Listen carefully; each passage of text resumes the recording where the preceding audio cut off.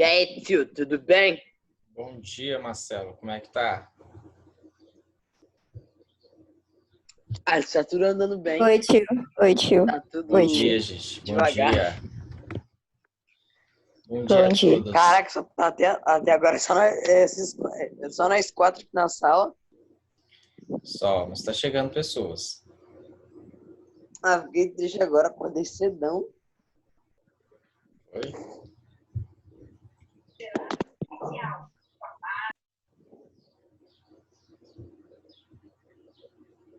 O pessoal tá chegando aqui. Bom dia, Sara. Bom dia a todos.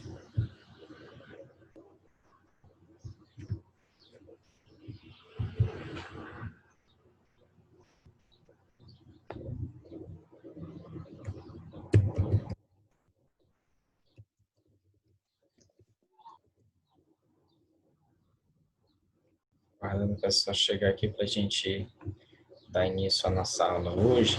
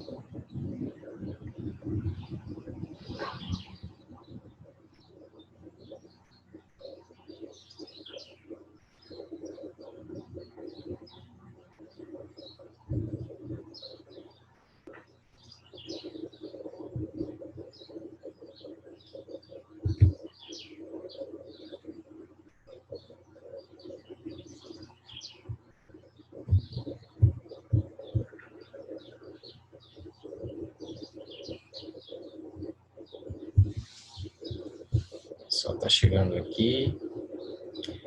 Guardar um pouquinho esse pessoal chegar aqui, tá bem? Tá bem, gente? O pessoal hoje está demorando um pouquinho a aparecer.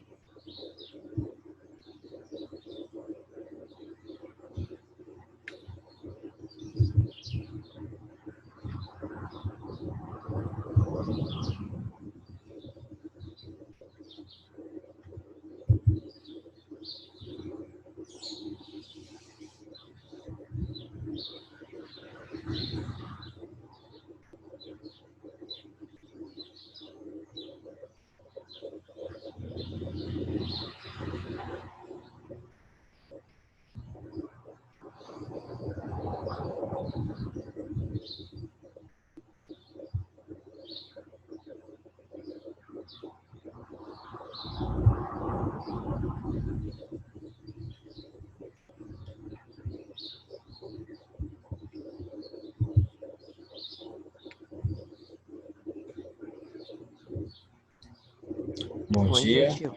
Bom dia, Ilana. Bom dia, Cis. Bom dia, tio.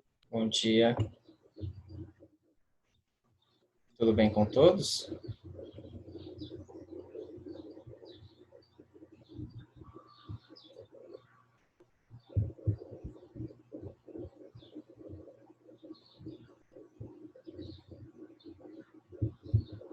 Sim, tio, tudo bem. Ok.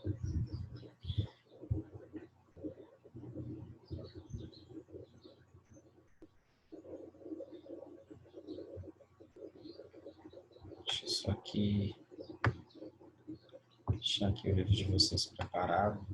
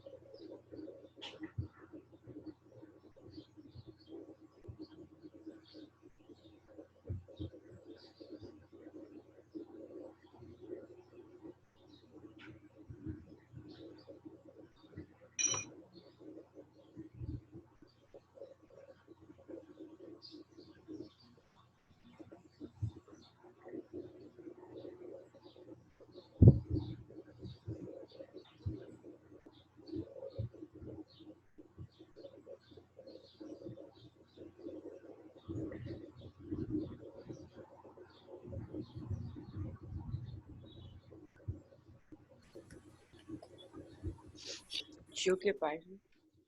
A gente vai iniciar o capítulo 10. Deixa eu só abrir aqui o livro rapidinho.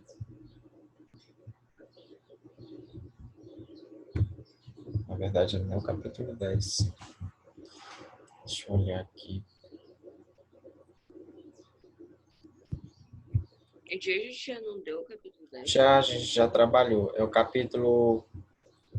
Só um instante. É o capítulo 13, tá? É os desafios do mar. Tá bom? Capítulo 13. Me equivoquei aqui.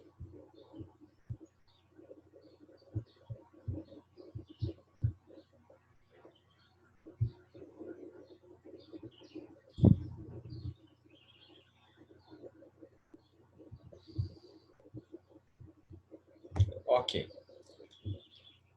Bom dia, gente. Bom dia a todos que estão entrando agora na sala, tá bom? A gente vai dar início a mais uma aula remota, por aqui pelo Zoom. Hoje nós vamos trabalhar o capítulo 13, que é o capítulo que vai falar, que vai discorrer um pouco sobre os desafios que os navegantes vão encontrar, né, nesse processo que nós chamamos de expansão marítima, ou grandes navegações, tá? Ou avanço ultramarino, tá certo? Então, hoje o nosso objetivo é compreender um pouco sobre as dificuldades que estes navegadores vão encontrar a partir do século XIV, né, quando se inicia esse processo de navegação com mais intensidade, tá bom? Vocês estão conseguindo me ouvir? Me ver? Sim. Sim? Aí eu peço rapidinho que vocês abram as janelas de vídeo, só para a gente fazer um print aqui e marcar quem está conosco hoje. Deixa eu botar a farda. Certo. A Heloísa aqui está me lembrando sobre a atividade do painel, que eu pedi semana passada, né? Não, já faz umas 2 semanas eu acho que eu pedi essa atividade do painel. Essa atividade eu deixei lá umas 2 semanas para vocês fazerem, tá bom?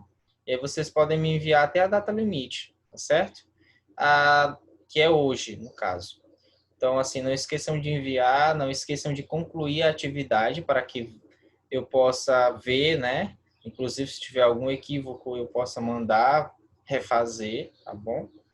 Então, por favor, não esqueçam a resolução dessa atividade, certo? Então, o pessoal vai abrindo aí as janelas, por gentileza, tá bom? Para a gente tirar um print aqui da nossa aula, tá certo? Tem uma galerinha aqui entrando na sala. Deixa eu ver se elas conseguem se conectar.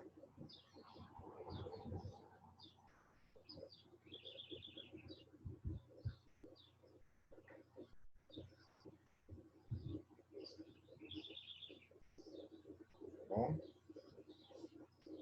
então vamos lá. 1, 2, 3 e já.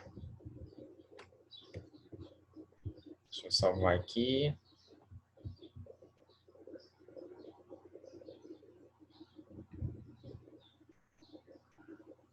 Já pode ligar a câmera? Já poderia. Beleza. Tá, já era para estar. Desligar no caso, né? Pode desligar.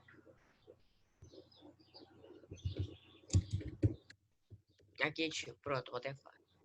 Certo.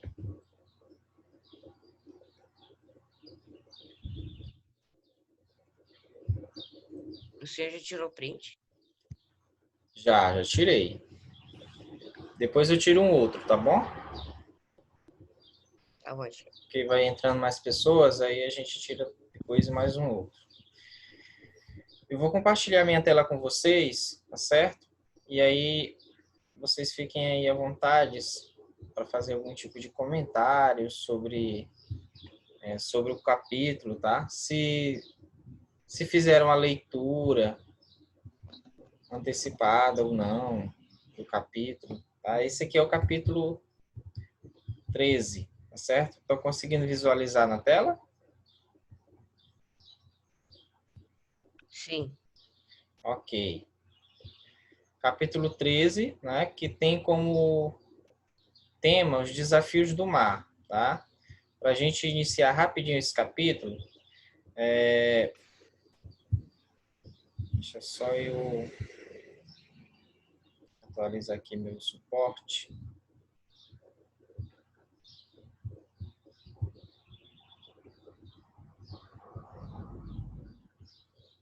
Então, para hoje, né, mais especificamente, o tema da nossa aula não é os desafios do mar. Os desafios do mar, ele é o tema do nosso capítulo, tá? O tema da nossa aula hoje é o pioneirismo português. A gente vai trabalhar, ou pelo menos analisar os fatores que possibilitaram Portugal a sair à frente no processo de expansão marítima, tá? E, assim, eu elenquei aqui alguns objetivos que a gente precisa dar conta para entender esse capítulo, tá certo? O primeiro deles, de uma maneira mais geral, é tentar compreender as dificuldades encontradas pelos navegadores europeus no processo de exploração marítima por volta do século XV e XVI. Tá? Esse é um objetivo mais geral nosso hoje. Além disso, nós vamos apontar, né, de que forma o imaginário social da época dificultava a exploração marítima, tá certo? Então a gente vai ver um pouco do imaginário social do período. E aí a gente vai descrever também alguns obstáculos técnicos e geográficos, né, que impediam a exploração marítima, tá bom? Outro objetivo nosso hoje é analisar os fatores que possibilitaram que Portugal saísse à frente nesse processo que a gente chama de grandes navegações, que acontece por volta do século XV. E também problematizar a ideia de poder português, né?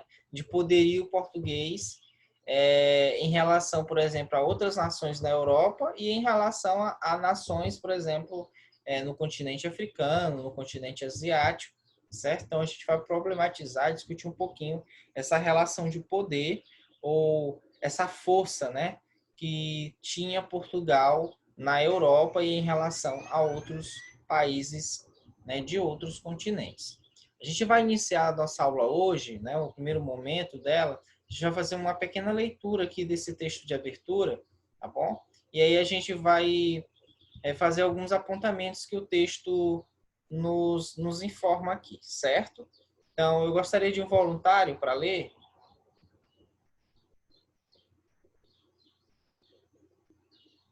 Pode ser eu, tio. Pode. O desafio do mar. Poderíamos nos colocar no lugar do homem comum do século XV, como ele entendia a Terra, o cosmo e o lugar humano nisso tudo. A princípio, o modelo cósmico que tal indivíduo conhece é o do matemático grego Ptolomeu. Nossa, agora... É Ptolomeu. O P tem um som de I. P-I. Ptolomeu. Ptolomeu, Isso. cujo sistema planetário concebia a Terra como o centro do universo, sendo o Sol e os outros planetas as estrelas que giravam ao seu redor. Concebido a antiguidade. Esse ainda era o modelo vigente no começo da Idade Moderna. Havia alguns cientistas afirmando que a Terra era redonda, vagava pelo espaço e girava em torno do Sol. Mas, para nosso homem comum, pessoas como esses cientistas desfrutaram da mesma celebridade que Credibilidade. hoje damos aos lunáticos que, nas praças, anunciam o fim do mundo. Posso continuar, tio? Pode continuar. Dentro dessa visão de mundo, o senso comum, como toda a razão, deduzia que, chegando aos limites dessa superfície chata que era a Terra, encontraríamos um abismo, possivelmente sem fundo, onde uma queda fatal se prolongaria pela eternidade. O Oceano Atlântico, limite do extremo ocidental da Europa, guardava em suas águas profundos e sem fim visíveis este terrível segredo. Essa ideia deve ter sido guardada em suas águas profundas, em parte responsável pelo nome com que o Atlântico era mais conhecido no início das grandes navegações, Mar Tenebroso, e ele era tenebroso também porque escondia seres monstruosos, totalmente terríveis, assombrações e etc. Portanto, navegasse pelo Atlântico só perto do litoral, onde, ao menor susto, se poderia logo voltar para a segurança do terra. Continua? Continua. Contrariando toda essa visão de mundo, o senso comum é bom senso. Assim como tentando provar o que todas as pessoas sabiam, entre aspas, ser impossível. Uma classe especial de homens, na sua maior parte portuguesa, decidiu aventurar pelo mundo tenebroso e ver o fato onde ele ia dar. O número de vidas perdidas nesse jogo de tentativa e erro foi imenso. O cachorro imenso. Os fracassos e as tragédias iniciais pareciam confirmar a comovisão e os temores do nosso homem comum, ratificando as ecolásticas. Mesmo assim, a coragem e o engenho daqueles que retornavam com vida e que, apesar de tudo, queriam continuar tentando. Fizeram com que novas técnicas fossem criadas, as experiências acumuladas se transformassem em conhecimento e ciência, possibilitando, por fim, o sucesso. Ok. Esse texto ele é bastante interessante na medida em que ele apresenta, né, algumas particularidades de se navegar durante esse século, né, que é o século XV, tá bom? E também o século XVI. Durante esses séculos era muito complicado se navegar. Aí, né, algumas questões o texto nos coloca, né, para a gente pensar um pouco sobre essa questão de viagem. Alguém tem uma ideia de como eram as viagens pelo mar durante os séculos XVI ou XV e XVI? Bem misteriosas, tio. Por Bem causa que ninguém misteriosas. sabia o que tinha por vir no mar. Muita gente, acho que poucas pessoas exploravam o mar por não saber o que tinha lá. Principalmente quando a gente está falando de mar, Cis, a gente está se referindo ao Mediterrâneo, né? Sim. Não, Assis, nós estamos falando do Atlântico. Olha a pegadinha. Por Não, o quê? Mediterrâneo foi comerciais, né? É porque Eu acho que só descobriu o Mediterrâneo depois que exploraram muito bem o mar.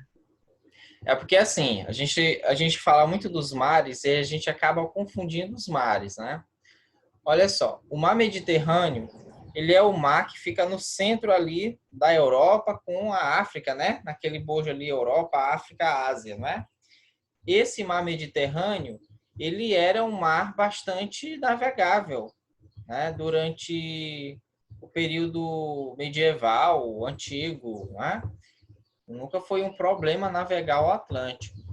O problema mesmo era navegar o oceano, o Mediterrâneo. O problema mesmo era navegar o Oceano Atlântico.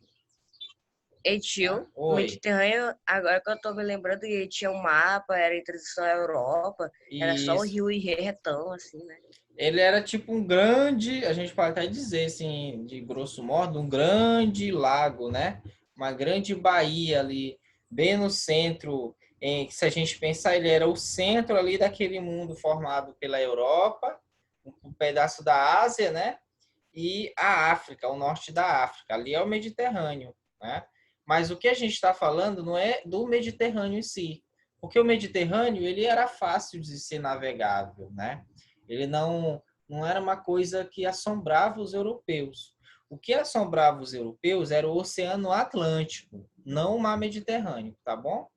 Era o Oceano Atlântico, por conta que era um oceano muito difícil de se navegar, por conta das intempéries. Então, como você falou, Assis, era sempre um mistério navegar nesse período, tá? Por conta de uma série de fatores, entre elas o imaginário social, a falta de conhecimento sobre o que estava por vir, né? O desconhecimento náutico daquele oceano, tá bom? Da própria localização geográfica. Então, tudo isso dificultava essas navegações, certo? E assim, segundo o texto, quais os perigos são relatados? E esses perigos são reais? São imaginários? E tio, Oi. acho que faziam lendas assim, porque os lugares não são explorados. Aí deve ter um motivo por não ser explorados. Aí escrevam lendas, mitos, essas coisas para também manter longe daquele lugar, porque não se sabe o que tem. Sim, também. Então a gente pode imaginar que existiam várias lendas, vários mitos que permeavam a mente, né, dos europeus e que impediam. Esses são imaginários. Mas será que não existiam perigos reais?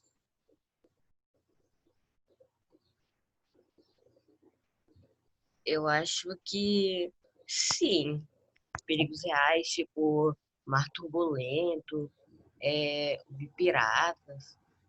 Exatamente. Mar turbulento, piratas, né? Todas Tem essas tubarões, assim. animais, também, né? Animais marítimos, né? Tudo isso também, digamos assim, atrapalhava, né, esse processo de navegação, tá certo? Além do Assis, quem está prestando atenção na leitura do texto? O pessoal está caladinho.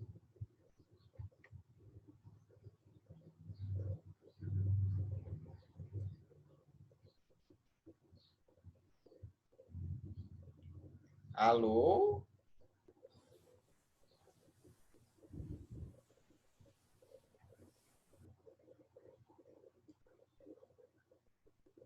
Camille? Camille Silva. Oi. Oi, Camille. Tudo bem? Tio, Oi. e antigamente Tudo. pirata era muito mal, né? Como é? Os piratas eram muito mais. Na verdade, os piratas nunca foram bonzinhos em nenhum momento da história, tá bom? Não, tipo assim, mal de matar. A história do É, cinema foi. Pois é, mas assim, no cinema, né, sempre há essa romantização das coisas, né? Mas os piratas, eles sempre foram, né? Eles foram belicosos, violentos. Matar sempre foi comum, Eles uma sempre prática queriam só comum. roubar dinheiro, destruir alguma coisa. Acho que eles só pensavam neles mesmos. Mais ou menos, né? Os piratas, eles também têm família, tá? Então, não é só em si mesmo aí. Tem um monte de É, fatores, né? É o desejo o de que levou ele, enriquecer, é o o que desejo de levou enriquecer. eles. Sim, o desejo de enriquecimento, mas também o desejo de aventura, né? A vontade de poder, né? Também você ser um pirata, dono de navio que domina os mares, isso traz fama, isso traz poder para você. Então, essas coisas também, juntamente com a realização financeira, fazia com que a pirataria fosse comum em alguns locais do Atlântico, né? E como a gente viu nas aulas passadas, quando nós estávamos falando sobre a formação dos estados monárquicos, que alguns países legitimavam a prática da pirataria, que é o caso, por exemplo, da Inglaterra, tá certo? Então, a gente vê aqui que existem vários perigos, não é isso?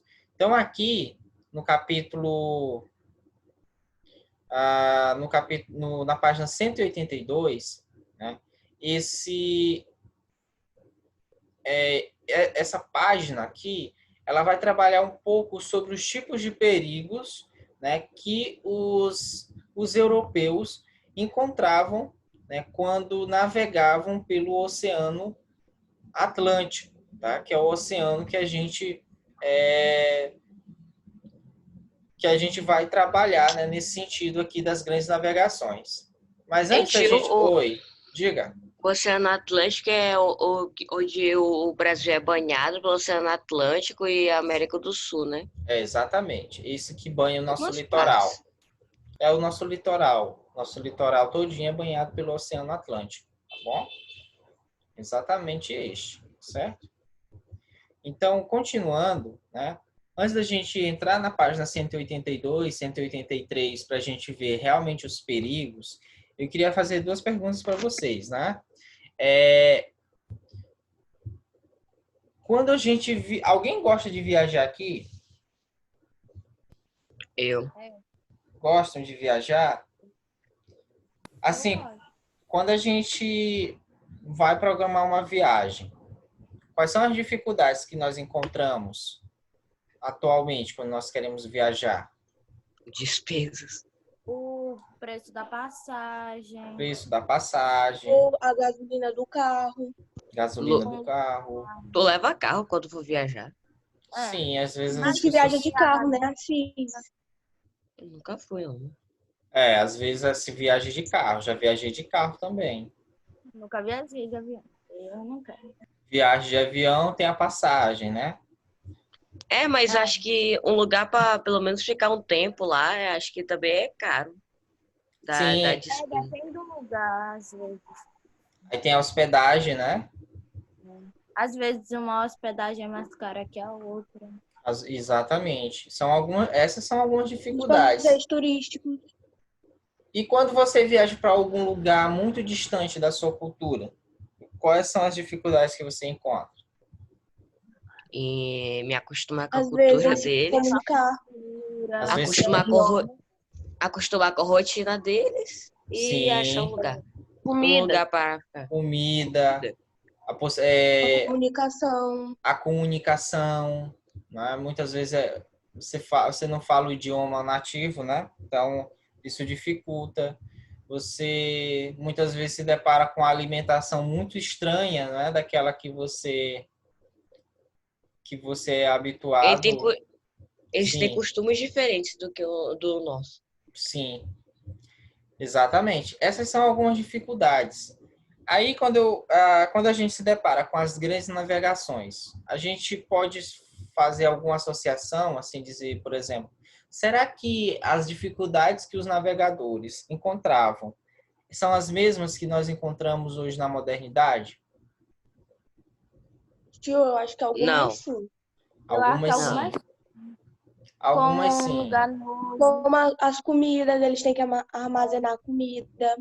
Sim. Eu acho que para eles era bem complicado, porque agora a gente já pode ir para qualquer lugar. Mas para lá eles tinham que explorar, se arriscar, contar com a sorte. Sim. Essas são algumas diferenças, né? Realmente, são diferenças isso aí que você está falando. Por exemplo, a Ilana, eu acho que foi a Ilana que falou sobre comidas, né? Que os navegadores tinham que levar comida, né? Hoje, dificilmente a gente viaja e leva comida, só se for alguma coisa para lanche, né? Quando nós viajamos... No avião já tem comida. Também. Mas quando nós viajamos, principalmente a lugares distantes, a gente já imagina que vamos encontrar comida lá, não é isso? Então, alguns fatores são muito parecidos, assim, algumas dificuldades. A questão da cultura, a língua, né? No caso da comunicação, a alimentação. Aí, se você chegar e encontrar um cardápio muito estranho, né? Muito exótico, em relação àquele que você é acostumado a ter, né? Na sua mesa. Mas outras, por exemplo, são diferentes. Hoje a gente tem uma facilidade de viagem por conta dos meios de transporte e comunicação, são muito mais rápidos e muito mais seguros, né? Naquele período, não, tudo era incerto, tudo era muito misterioso, como o Assis falou, né? Tudo arriscado. Então, Não era tão fácil, tá? Mas assim, quais serão os perigos realmente que vão permear, né, o imaginário desse tempo, né? Ou pelo menos da população que vivia na Europa durante esses séculos, principalmente entre o período medieval, né, a Idade Média, e o período moderno. Então, eu alenquei para vocês dois tipos de perigos que a gente pode definir, né? O primeiro são os perigos imaginários, tá? Quem quiser anotar, pode até anotar. Perigos imaginários, tá? E que perigos são esses? Aqui na página 182, a gente vai ver alguns deles, né? Por exemplo, a ideia de que o Oceano Atlântico era um mar tenebroso, certo? Era uma ideia, né, que estava São pautada tipo lendas, né, tio? também. Essas, no caso, é uma lenda, né? Mais ou menos uma lenda, tá bom?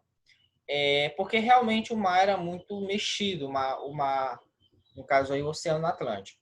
Mas existiam lendas, por exemplo, que diziam que dentro do Oceano Atlântico existiam monstros marinhos e serpentes que engoliam embarcações, certo? Inclusive, nos próprios mapas que eram confeccionados à época, esses monstros marinhos, eles estavam presentes. Tá aqui um desses mapas, né? Essa aqui é uma carta marinha do século XVI, e a gente percebe aqui, não sei se vocês estão conseguindo visualizar, a imagem, né, de várias criaturas mitológicas, né, aqui no que a gente chama de Oceano Atlântico, que está aqui mais ao leste, certo? Então, perceba, ao oeste, desculpe, mais ao oeste. Então, percebam aqui, né, que existiam monstros, né, de todas as formas, serpentes marinhas, né, animais aquáticos mitológicos. Então, tudo isso aqui Tem permeava uma lagosta aqui do lado. uma lagosta gigante, né, aqui. É. Pois é. Então, todas essas... Aqui tem uma serpente, olha. Estou aqui passando a seta, ó, uma serpente gigante. Então, eles tinham medo de navegar muito para o alto mar, né, por conta desses monstros marinhos, tá? Então, isso dificultava a navegação, tá certo? Além disso, havia muitas superstições. Então, por exemplo, durante muito tempo, a presença feminina dentro de um navio era considerado uma espécie de mau presságio, tá? Então, tinha alguns rituais que eles faziam, né, no momento, por exemplo, que se colocava uma mulher dentro de um navio, né? Então, são algumas ideias, né, que permeavam o imaginário da época. Se dizia também que as águas do Oceano Atlântico, elas eram águas escaldantes, tá?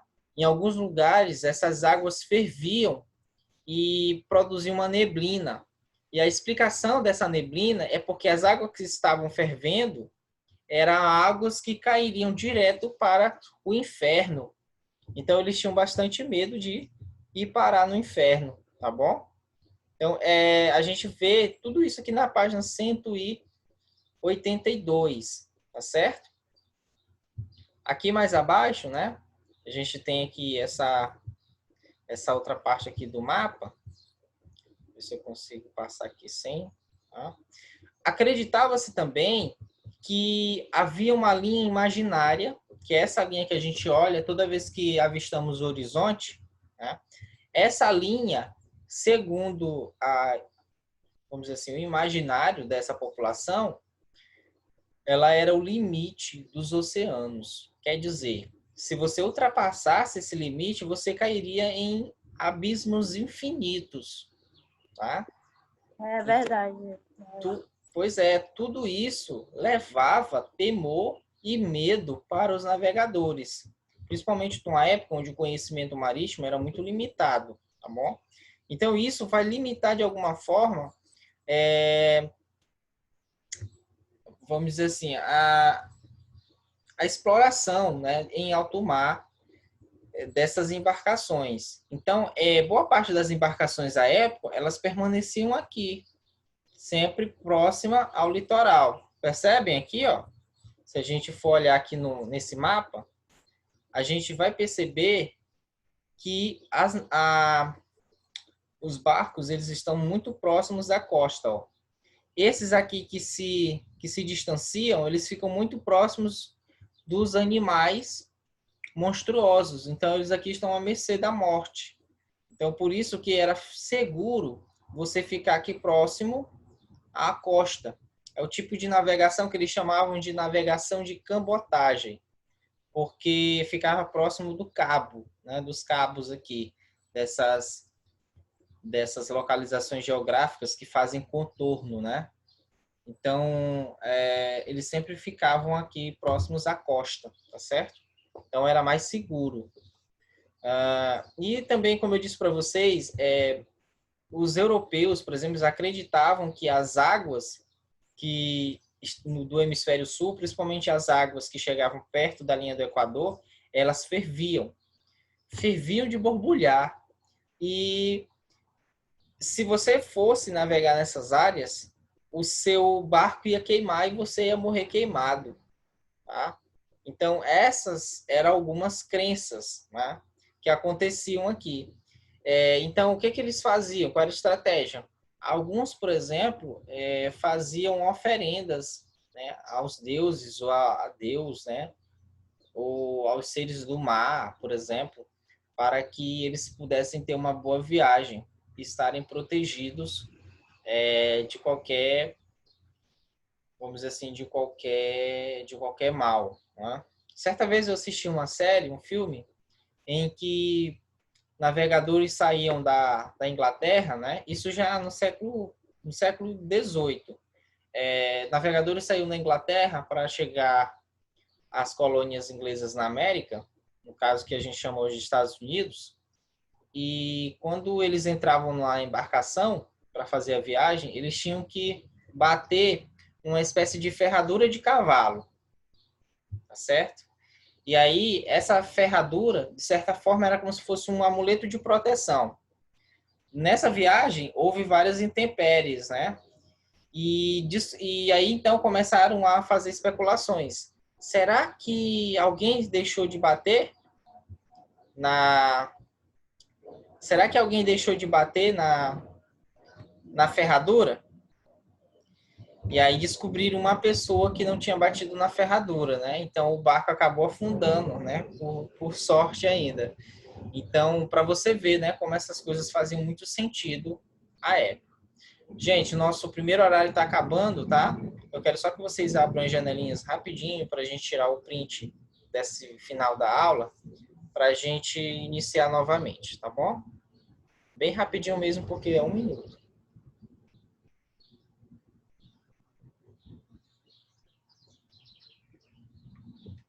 1, 2, 3 e já. Ok. Então, eu vou guardar aqui.